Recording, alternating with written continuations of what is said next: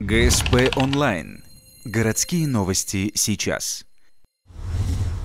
Понедельник, 10 утра. 2-й километр Вуктыльского шоссе. Лобовое столкновение двух автомобилей. Синий Opel Astra двигался из Сосногорска в Ухту. В 9 часов 11 минут он не справился с управлением и вылетел на встречную полосу. В это время из Ухты в Сосногорск двигался еще один Opel Astra черного цвета. Машины столкнулись лоб в лоб.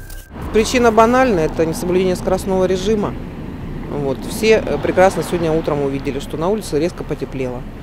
Пошел снег. Соответственно, дороги, естественно, немножко скользковаты. Поэтому нужно, конечно, выдерживать скоростной режим, двигаясь по автодорогам в зимнее, тем более, время.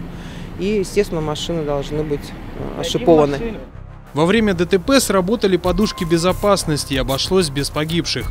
2 пассажиров черного «Опеля» получили травмы и доставлены в больницу. Водитель иномарки синего цвета не пострадал. Напомним, неделю назад на Вуктыльском шоссе также произошла авария. На 4-м километре погиб человек. Соблюдайте осторожность на дороге.